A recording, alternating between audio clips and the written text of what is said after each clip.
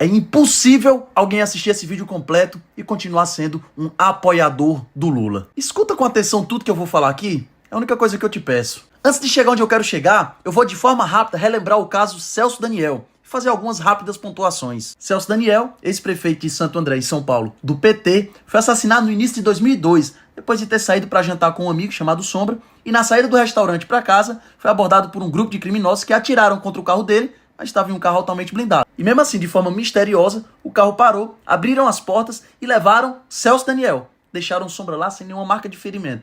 Mas levaram o Celso Daniel. E 2 dias depois, Celso Daniel aparece morto, com várias marcas de tortura. E agora que o negócio fica bizarro. O criminoso apontado como líder da quadrilha que sequestrou Celso Daniel foi o Dionísio Aquino Severo, resgatado por um helicóptero em um presídio de Guarulhos 2 dias antes do sequestro. Coisa de cinema. Ele participou do sequestro e 3 meses depois foi preso. Dentro do presídio, ele disse à polícia que tinha revelações a fazer, mas não conseguiu. Dentro do presídio, foi assassinado com 60 facadas por um grupo de criminosos. Quando o Aquino Severo fugiu da cadeia, ele precisou de ajuda para se esconder. O Sérgio Orelha o ajudou nisso. Em novembro do mesmo ano, Sérgio Orelha foi assassinado. De dentro da cadeia, o Aquino Severo mantinha contato frequente com um policial civil chamado Otávio Messier. Inclusive, chegou a conversar com ele às vésperas do sequestro de Celso Daniel. Um ano depois, Otávio Messier foi encontrado morto, assassinado, dentro do seu próprio apartamento. Antônio Palácio de Oliveira foi o garçom que serviu o último jantar a Celso Daniel e seu amigo Sombra. Bem, também foi assassinado. Paulo Henrique Brito foi a única testemunha que viu o que aconteceu com o garçom, que eu acabei de falar. 20 dias depois, ele foi assassinado exatamente no mesmo local. Irã Moraes, um agente funerário que foi o primeiro a chegar no local e reconhecer o corpo de Celso Daniel, foi assassinado a tiros em novembro de 2004. E Carlos Delmonte Printes, nada mais nada menos do que o médico legista que foi na contramão de todas as investigações e comprovou que houve sim fortes sinais de tortura. Bom, em 2005 foi encontrado morto e a polícia disse que ele cometeu suicídio. Obviamente que esse assunto repercutiu muito, e os irmãos de Celso Daniel não se contentaram com a investigação, que em 2002 concluiu que o que aconteceu com Celso Daniel foi simplesmente um crime de sequestro comum. Eles inclusive chegaram aí no Jô Soares, em rede nacional, afirmar que achavam que tinha dedo do PT no meio do assassinato do seu irmão. Com tanta pressão, o caso foi reaberto, mas rapidamente foi arquivado pela delegada chamada Elizabeth Sato. Ela alegou falta de provas conclusivas. E agora, sem nenhuma pretensão, aqui vai uma mera coincidência. Elizabeth Sato é tia de Marcelo Sato, que na época já era casado com a filha do Lula. Sabe o Aquino Severo, aquele que fugiu, participou do sequestro, foi preso e depois assassinado dentro do presídio? Bom, a Polícia Civil gravou algumas conversas e apontou o PCC como autor do assassinato do Aquino Severo, o elo do caso Daniel. E aí passam-se quase 2 décadas e fica pairando no ar aquela dúvida. Aliás, foi o PT ou foi o PCC? Até que as peças começam a se encaixar. E em agosto de 2019, um preso do PCC é grampeado dizendo: o PT tinha diálogo com nós cabuloso.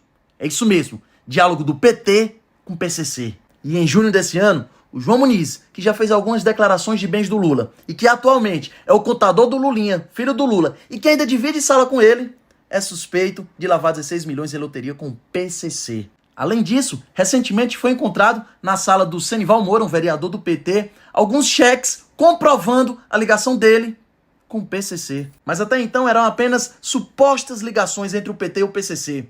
Até que agora, o cara que já foi o braço direito do Lula, Marcos Valério, confirma à Polícia Federal relações entre o governo Lula, PT e o PCC. E ele vai além, ó. Tesoureiro do mensalão do governo Lula revela que Celso Daniel fez dossiê sobre petistas e foi assassinado. Sabe aquela dúvida lá atrás? Foi PT ou foi o PCC? Bom, agora está comprovado que PT e PCC andam lado a lado. E diante de tantos fatos, ligando o PT ao PCC, eu não poderia deixar de fazer esse parêntese. Foi capa da Cruzoé em 2018, A Sombra do PCC. A principal linha de investigação da Polícia Federal sobre o atentado contra Jair Bolsonaro aponta para a maior facção criminosa do país, o PCC, o aliado do PT. Na época, de fato, a Polícia Federal encontrou laços do PCC com o esfaqueador de Bolsonaro.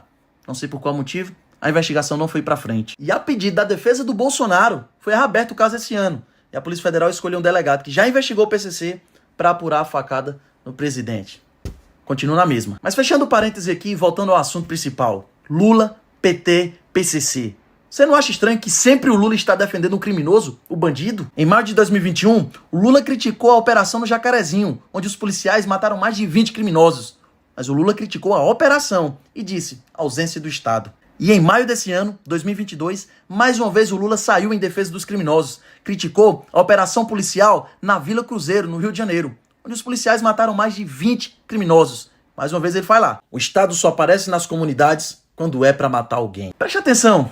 Você não acha que é no mínimo estranho ver que o Lula, em plena pré-campanha, abre a boca pra dizer que pediu à FHC a libertação dos sequestradores de Abílio Diniz? Isso não é pra ganhar o voto do povão, não é pra ganhar aplausos do povão.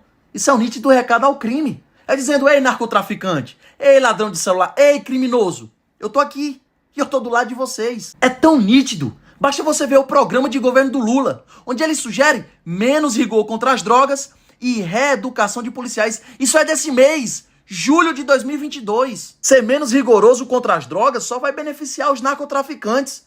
Sério mesmo que tu não tá vendo o Lula defendendo narcotraficante, criminoso, sequestrador e andando lado a lado com o PCC? Sério mesmo que tu vai ignorar que o cara que já foi o braço direito do Lula citou o Lula como um dos mandantes da morte de Celso Daniel? Se lembra que no começo do vídeo eu falei que era impossível você assistir o vídeo completo e continuar sendo um apoiador do Lula? É verdade. Porque quem continua do lado do Lula, mesmo diante de todos esses fatos, não é um apoiador, muito menos um eleitor, e sim um cúmplice do crime.